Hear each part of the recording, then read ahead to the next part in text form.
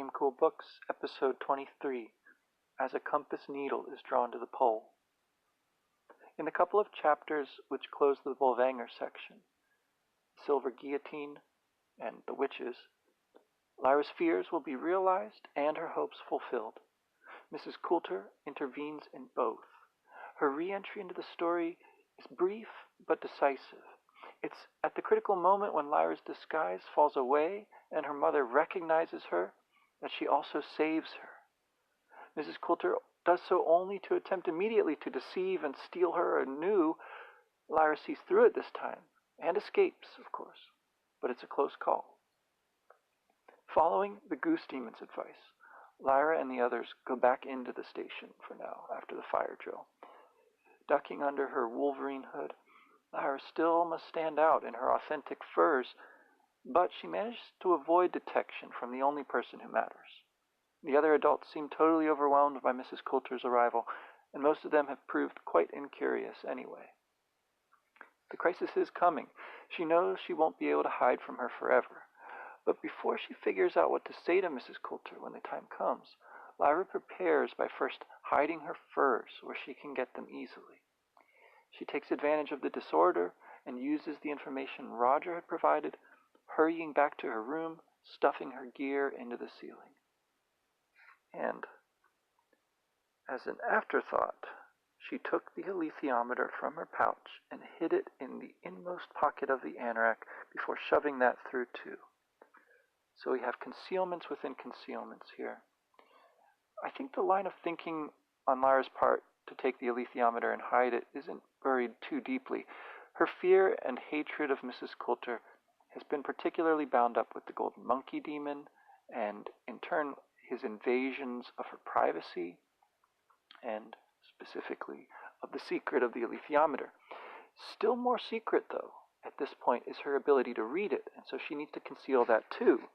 For now she'll continue to play dumb, reiterating to Pan that they must keep pretending to be stupid for their disguise to hold out as long as possible.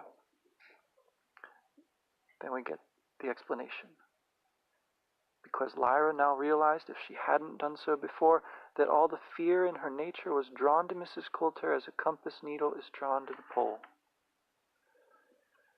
This image is a kind of inversion of her fascination with the north, dust, the northern lights. We must remember how Mrs. Coulter has been associated with warmth and the south. Think of the tropical photo and the stifling warmth of Bolvanger.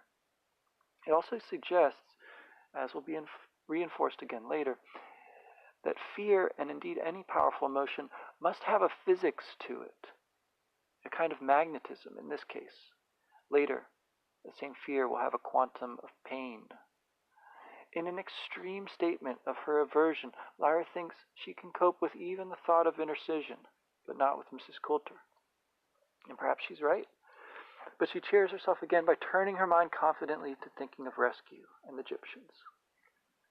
And Lyra's not alone. All the kids' talk is of Mrs. Coulter, though they have neither the truth about intercision nor the clear hope of rescue. They do have their representative stories of deception, disillusionment, and fear. Into this mix, Lyra interjects a new thought, sharing the secret plan to rally around. In a slight overstatement, she declares that it's all organized. That might have been true in a sense when the Egyptians first set out, but the specifics of the escape are hardly worked out. The main thing, though, not so much the details of the plan, but the fact that there is one, that it's a secret. That monkey, he's the worst. He caught my carrossa and nearly killed her. I could feel all week. They were as frightened as Lyra was. She found Annie and the others and sat down. Listen, she said, can you keep a secret? Yeah. The three faces turned to her, vivid with expectation. There's a plan to escape, Lyra said quietly. There's some people coming to take us away, right? And they'll be here in about a day, maybe sooner. What we all got to do is be ready as soon as the signal goes and get our cold weather clothes at once and run out. No waiting about. You just got to run. Only if you don't get your anoraks and boots and stuff, you'll die of cold. What's the signal? Annie demanded. The fire bell, like this afternoon. It's all organized. All the kids are going to know, and none of the grown-ups, especially not her.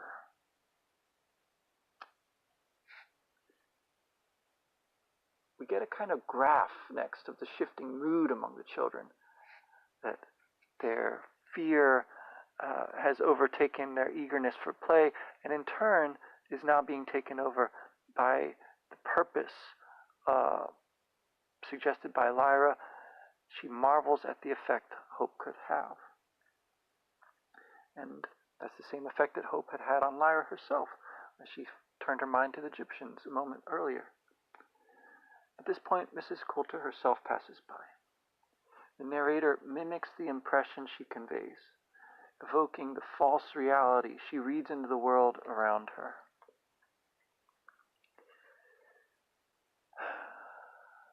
Mrs. Coulter herself was briefly visible, looking in and smiling at the happy children with their hot drinks and their cake so warm and well-fed. A little shiver ran almost instantaneously through the whole canteen, and every child was still and silent, staring at her. Mrs. Coulter smiled and passed on without a word.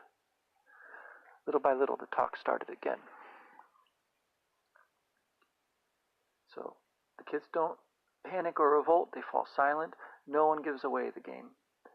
Annie informs Lyra of where Mrs. Coulter is likely headed, to the conference room behind the front desk, where Annie was taken to be a prop in a lecture, demonstrating the distance she could go from a demon being subjected to hypnotism. She's a kind of foil for Lyra, who has had to test the same thing, but in the sledge depot yard, not in the test facility, and who had been present at meetings of adults more than once, but on her own initiative, not as a mere specimen. Annie shows a real insight into the staff, though, pointing out how they're scared just as much as the kids, and with good reason. The subdued emergency that they can tell is going on must be their belated discovery of the severed demons missing from their cages. The chronology, as at many points, becomes a little vague here, but it's sometime between sewing, exercise, supper, playtime in the lounge, a big shabby room with board games and a few tattered books and a table tennis table. That adjective shabby is reminiscent of Jordan College. At any rate, eventually Lyra has to take her roommates into her confidence. If Lizzie Brooks' sudden personality change hadn't been remarked upon them before, it's unmistakable once Lyra declares her intention to go up into the ceiling crawl space and spy. And that this bold decisiveness is her true nature is proved in the demon staring contest that ensues between Pan and Annie's Carillion. The two demons were staring at each other, Pantalaimon as a wildcat, Annie's Carillion as a fox. They were quivering. Pantalaimon uttered the lowest, softest hiss and bared his teeth, and Carillion turned aside and began to groom himself unconcernedly. "All right, then," said Annie, resigned. It was quite common for struggles between children to be settled by their demons in this way, with one accepting the dominance of the other. Their humans accept the outcome without resentment, on the whole, so Lyra knew that Annie would do as she asked. It's revealing yet another way in which the severing of human and demon then would undermine full potential flourishing, though it also suggests the superficial peace, cessation of struggle, the prevention of conflict and potential for hurt feelings that the oblation board is accomplishing among its oblates. In a variation on the hiding and clothing motif taken from Genesis 3 and reinforced a couple of times already in this chapter, the kids agree to help cover for Lyra's absence, piling up articles of their clothing to pad out her bed as she goes climbing into the ceilings. By the eerie light coming up from below through the tiles, she carefully sets out. She was crouching in a narrow metal channel supported in a framework of girders and struts. The panels of the ceilings were slightly translucent, so some light came up from below, and in the faint gleam Lyra could see this narrow space, only 2 feet or so in height, extending in all directions around her. It was crowded with metal ducts and pipes, and it would be easy to get lost in. But provided she kept to the metal and avoid putting any weight on the panels, and as long as she made no noise, she should be able to go from one end of the station to the other. It's just like back in Jordan Pan, she whispered, looking in the retiring room. If you hadn't done that, none of this would have happened, he whispered back. Then it's up to me to undo it, isn't it? So it's reminiscent also of the epigraph for the book, which is taken from Paradise Lost. The wary fiend sets out on his journey. And in what sense is this just like Jordan? Or what do they mean none of this would have happened without her doing that? And in what sense is it up to Lyra to undo it? What's done can't be undone. From the moment that they hid in the retiring room, Lyra and Pan realized that the only way was forward. Wouldn't Asriel's death have emboldened Mrs. Coulter just the same as his captivity does, if not more so? That is, if she hadn't prevented him being poisoned that night. So wouldn't Mrs. Coulter still have come and gotten Lyra?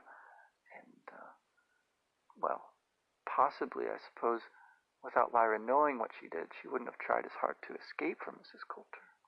But surely she'd have figured it out eventually. Well, anyway. Her sense of responsibility seems to be the main thing. Even if she is working out some destiny, that she acts as if what she does matters is the decisive point. Indeed, the very nature of the destiny. The difficult journey in the dark, balancing on the narrow, sharp edges, getting all dusty, with her trusty furs to guide back, all looks like a microcosm or an emblem of the adventure as a whole. And that, in turn, a story about growing up. As she was on the rooftops at Jordan, Lyra is literally above it all, only now she moves with a weightier purpose. The voices from below, from cooks and nurses, she hears nothing interesting there to her, until she comes to a section of panels lit evenly, and a murmur of male adult voices. She knows it's the right place. The clink of dinner reminds us of the cocktail party, as well as the retiring room we've already been thinking of. She's successfully spied both places out before, but the stakes now are even higher. Partly, the heightened tension is owing to the escaped demons. Mrs. Coulter down there is reaming the men out, but the senior staff hold their own. To each of her questions and accusations, they have a response ready. She says they didn't work, they say with respect. They did, Mrs. Coulter. Speaking of the automatic mechanisms to prevent this sort of thing happening. She says the alarm didn't go off, and they say it did. Unfortunately, it rang when everyone was outside taking part in the fire drill. And unfortunately, both alarms are on the same circuit. That's a design fault that will have to be rectified. Right? And even ask a question of their own. Had you considered that it might have been done by a child? Showing that they are actually on the right track.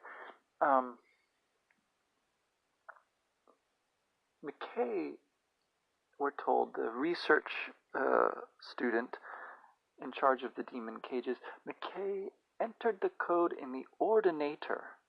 That's an Anglicism for the French word for computer. So it looks like they have some sort of information technology in Lyra's world, at least for codes on doors and things like that.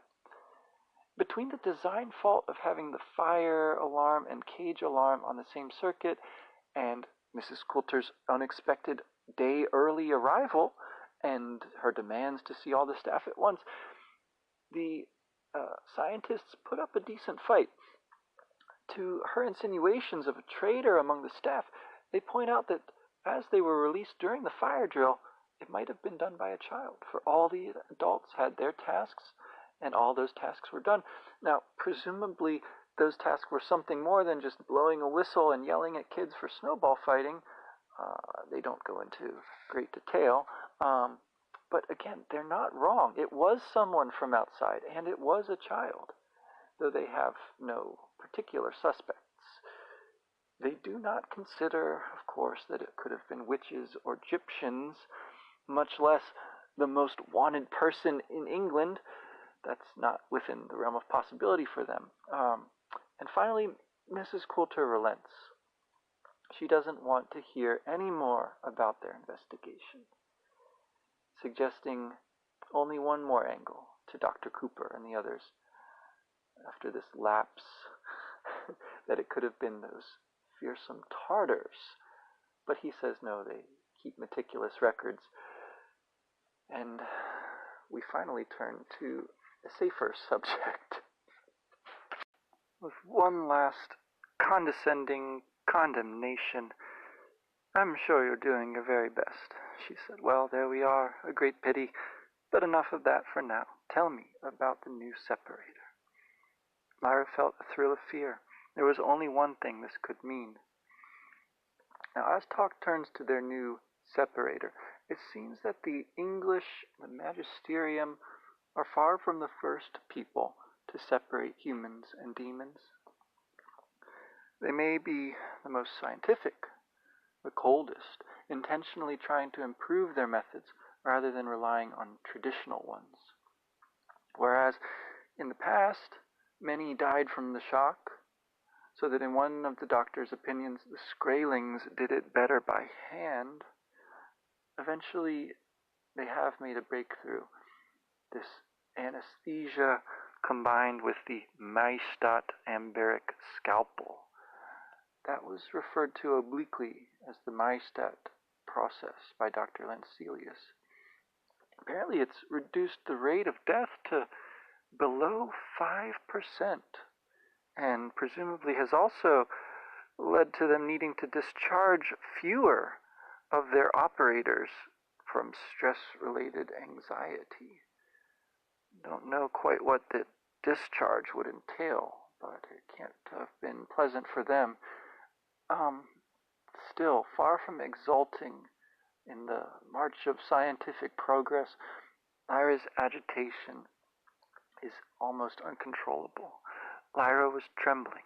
The blood was pounding in her ears, and Pantalaimon was pressing his ermine form against her side and whispering, "Hush, Lyra, they won't do it. We won't let them do it."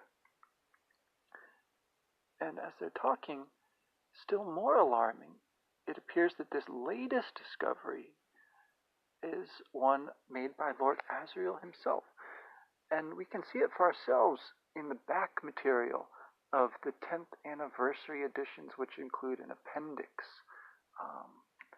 What that says is that these are some papers from the library at Jordan College. These papers were discovered among the effects of an anonymous scholar after his death in Oxford. They were sent for auction with all his other books and papers, and it was only after they were bought by Mr. Ian Beck, the artist, that their significance was recognized and their origin understood to be outside this universe. How they arrived here is still a mystery. It is possible that there exist wormholes or doorways opening from one universe into another, and that somewhere in the Oxford of this world there is such an opening into the library of a college in another Oxford entirely. If that is the case, there may be many other such items in this world still awaiting discovery. It's the same kind of thing that goes on in Lyra's Oxford.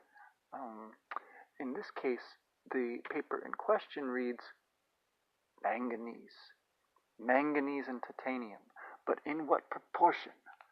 In Sheffield, I saw a new development of the Hadfield process, 65 to 68% manganese, 16 to 21% silica, remainder carbon, smelted with coke in a quartz flux. They had tried tungsten without success, never encountered titanium.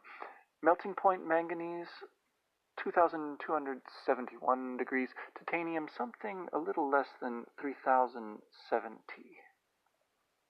The stamp reads Jordan College Library. Jordan College Library. The next page goes on. Donated by, from the papers of, is the stamp N written in a bold hand, Lord Asriel. Another stamp from Jordan College, but then it goes on. The manganese nodules gathered by the divers in the Sanda Straits.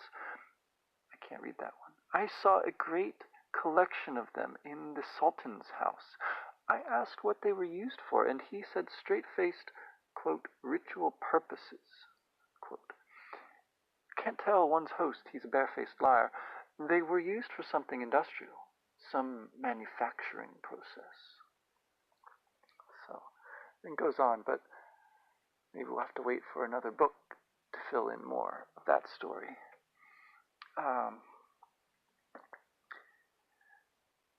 Now, despite Lord Asriel's contribution, which might have other implications the scholars don't know about or aren't interested in just now, Mrs. Coulter is unimpressed.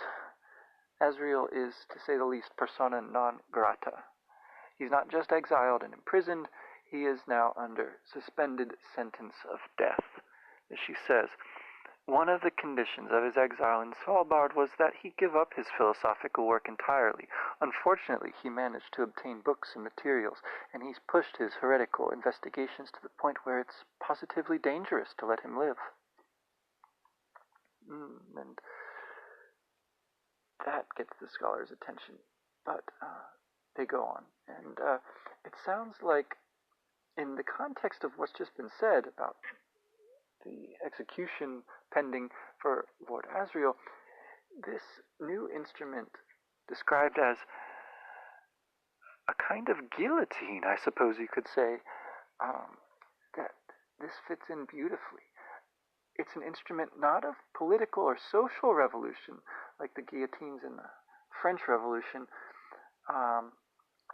It's not going to contribute to mass deaths of nobles and political enemies to go along with all of the mass deaths of religious wars and witch hunts and crusades, which could also perhaps be leveled at the feet of the church. But this new instrument promises to be much more selective than the latter and much more hygienic than the former. It is one Mrs. Coulter is keen to see in action, it sounds like. And she wants to see all the children to find out what they know. But even she gets tired after so much excitement, and she bids the scientists a good night. At once, the remaining men debrief, congratulating one another on their damage control, speculating on Lord Asriel's intentions, the experiments he might do with dust, sniping at their boss out of her hearing, they hope, and even sympathizing with Lord Asriel, fellow thinkers operating outside the sufferance of the church, but not going so far as to sympathize with the children. And they call Mrs. Coulter's interest in the research ghoulish, not philosophical, personally interested. It isn't clear which is the worst epithet in their book. Though in different terms, they're describing the same thing the kids all seem to sense about Mrs. Coulter, her personal interest in them, from the kidnapping through to whatever it is that happens to them at Bolvangar that she wants to see, what makes her at once so irresistibly alluring and so chillingly sadistic. At this point, Lyra's dread becomes overpowering. But do you remember the first experiments when she was so keen to see them pulled apart?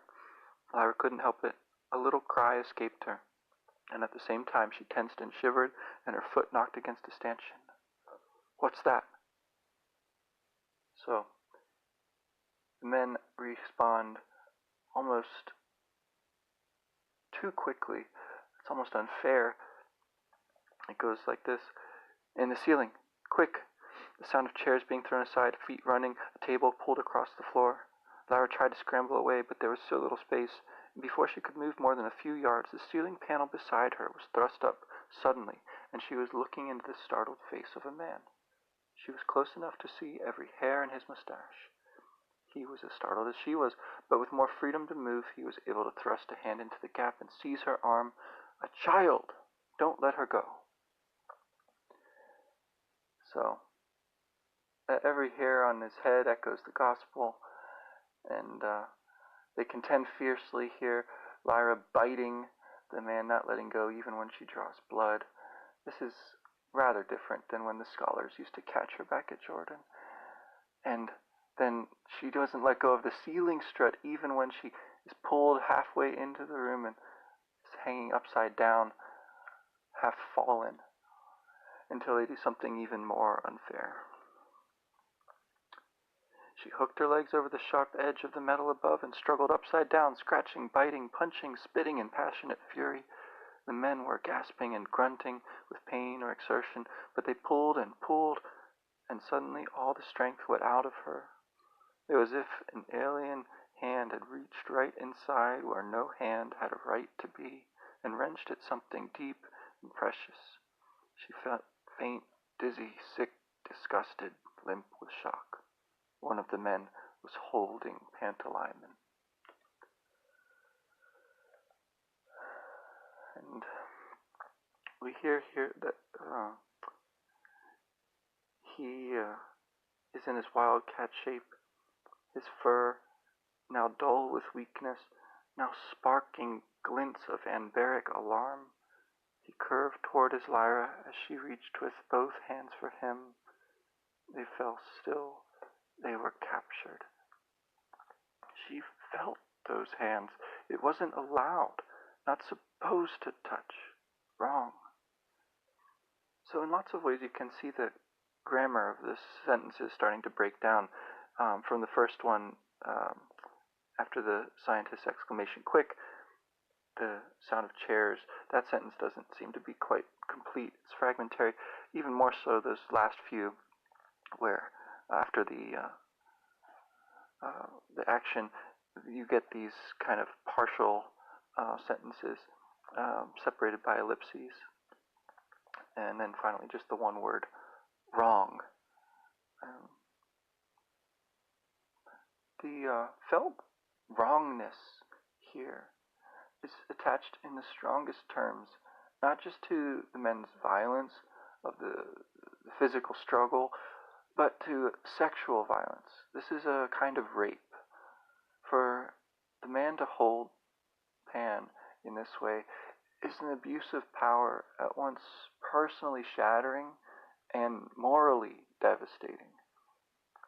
The men carry on as if this is just a more urgent bit of damage control, dismissing the idea of getting Mrs. Coulter involved at this stage. When Lyra could tell her what she overheard after Mrs. Coulter had left, the scientists determined to take drastic action right away.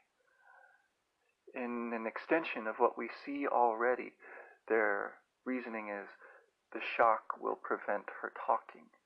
Lyra already is unable to speak with her shock at simply having them hold Pantalaimon, so apparently in terms of the separation, that would be extended indefinitely. The build-up here is harrowing. Lyra couldn't speak. She could hardly breathe. She had to let herself be carried through the station, along white, empty corridors, past rooms humming with anbaric power, past the dormitories where children slept with their demons on the pillow beside them, sharing their dreams. And every second of the way she watched Pantalaimon, and he reached for her, and their eyes never left each other. Then a door which opened by means of a large wheel, a hiss of air, and a brilliantly lit chamber with dazzling white tiles and stainless steel. The fear she felt was almost a physical pain. It was a physical pain as they pulled her and Pantalaimon over toward a large cage of pale silver mesh, above which a great pale silver blade hung poised to separate them forever and ever. That connection between demons and anbaric power, brought up a moment ago with the sparking of Pan's fur, is reinforced here with the juxtaposition of the rooms humming with anbaric power and the dormitories where children and their demons slept, dreaming. It will be reinforced again here when we hear it likening Pan to a spark of lightning. in the dazzling white and the pale silver and the scream that Lyra finally can let out, Pan does escape. And so, to the end, even in their defeat, we must admire and respect Lyra and Pan more than ever, and hate and despise her captors. Even in extremis, Lyra does not descend to striking their demons, unless in the anguished question she asks of them, "Why? Why are you doing this? Help us. You shouldn't be helping them."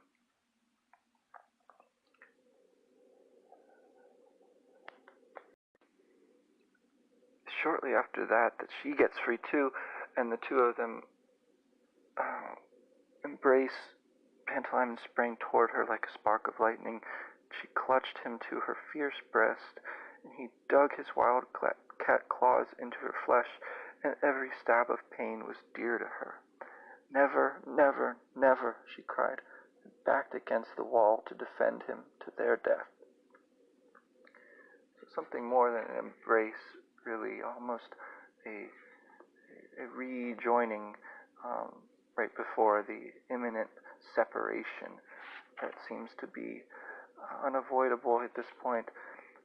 And then, as the blade is rising slowly, catching the brilliant light, a light musical voice, her voice, comes in. "What is going on here? What are you doing? And who is this child?" She didn't complete the word child, because in that instant she recognized Lyra. Through tear-blurred eyes, Lyra saw her totter and clutch at a bench. Her face, so beautiful and composed, grew in a moment haggard and horror-struck. So at the last moment, which she feels is the worst by far, Lyra is spared. But it's complicated, because the deliverer is the person she dreads the most. Perhaps, though, something does change in this moment for Mrs. Coulter. She didn't complete the word child because she recognized Lyra. It seems as though her concept of child and her personal interest in Lyra finally overwhelm whatever it was that had been causing her to act up to this point, causing her to rethink, reconfigure those concepts that motivated her less than philosophical interest. If that's so, we'll have to wait and see. But in this moment, she and her demon pull Lyra out of the cages. Actually, it's only the golden monkey who helps.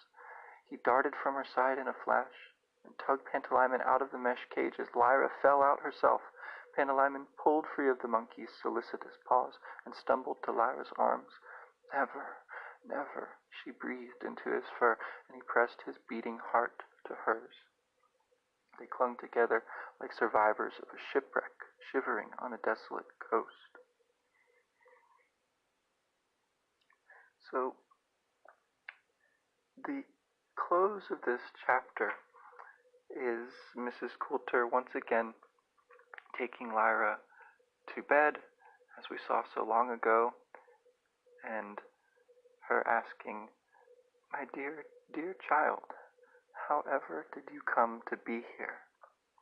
A question which it's taken us the whole book to find out the answer to. If it hadn't been so before, we are associated very closely here with Mrs. Coulter as readers, observers of all of this story. And so, for our own sake, we better hope that Mrs. Coulter has had some drastic change come over her in this moment. We'll have to see. Now, on to recess. This week, for the imaginary video game adaptation, of course there's board games and table tennis to play in the big shabby room. But we can also maybe get into the multiplayer mode of the imaginary video game a bit more. I think we've already thrown out some ideas about the main player's mode, in which one plays as Lyra while another plays as Pan, and that's optional, of course, so a single player could still enjoy the game with the AI taking care of the rest. But I think it would be really cool to allow for those points in the game when another character joins Lyra's party, like Yorick, Kaisa, Roger, to have the player or players be able to switch over to control this other character too. That's the classic sense of multiplayer then, in which more than one human player is playing the game at once. But there's another sense too, taking it a little further, in which you get to play as different playable characters with different storylines. It's almost multi-game, and we can do this because it's just imaginary. It adds a great deal of replayability to a game to have this kind of function. It also, of course, would add an incredible amount of time to the design and programming and cost. We thankfully don't have to worry about any of that just now, since we're only at the stage of brainstorming and sketching out ideas. So, I've suggested that the player get to see vignettes from other playable characters' perspectives on the story that Pullman actually tells, as well as getting to see some of those that he hints at taking place somewhere in the background of his world. More than just seeing these take place, I think it would be great if you could play through them. We've mentioned Egyptian campaigns of years past, and Fardaquorum's rescue of Serafina Pekkala, or his journeys to the continent. In the Bolvangar chapters, we've toyed with the idea of playing as Annie and her friends before they met Lizzie/Lyra, who's mysteriously deposited into their midst one night. Or you could take the role of Bridget McGinn from that point of departure in the story she tells, so like and unlike Lyra, of hiding in the linen room with Tony Makarios on his last day of complete existence. There's a little echo of her in that description of the children, their faces vivid. I think that same adjective is used of her. Now, so far, these have all been protagonists, and I don't know that they should be terribly difficult to unlock. At least a few should automatically prompt you with the choice of playing through their stories when they come up in the course of the main storyline, and then if you choose, you can replay or revisit them later on. You can do your demon flying V with Kaisa and the fledglings rescued from their cages. It could be fun to do it right at that moment, but it could also be distracting if you wanted to just focus on getting through Bolvangar with Lyra. So you shouldn't be obligated to go too far with it. But this sort of side quest appeals to the player. The more interesting thing might be to get to play as the antagonists, such as the hapless research assistant McKay here, who discovers to his horror that the demons he was responsible for locking up after what exactly? What experiments are they cooking up with these poor creatures in that squat square room apart? Those demons, anyway, are missing. And he hustles back down the corridor. It must be a tunnel, an underground one, apparently, since it isn't visible as a hump in the snow to the kids outside. Who knows how much of Bolvangar is concealed underground? And then trying to do his damage control, preparing his bosses before they have to confront Mrs. Coulter. So something like that. Obviously, playing as the major antagonists, such as Mrs. Coulter herself, would throw a completely different spin on the story and events. I think that would be something that would have to be fairly difficult to unlock, and probably shouldn't be possible until after this turning point in the action. Anyway, that's what I've got for this week. I hope that you guys have some ideas that you'll send in, and I look forward to hearing from you. Till next week, take care. The podcast you just heard was made using Anchor. Ever thought about making your own podcast? Anchor makes it really easy for anyone to get started. It's a one-stop shop for recording, hosting, and distributing podcasts. Best of all, it's 100% free. Sign up now at anchor.fm/new. That's anchor.fm/new to get started.